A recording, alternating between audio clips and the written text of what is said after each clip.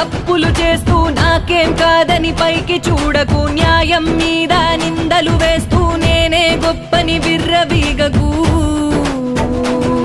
ఓ పరమేశ్వరుని మూడో కన్నే అన్నీ చూస్తుంది, శిక్షలు వేస్తుంది, తప్పించుకోలేవులే.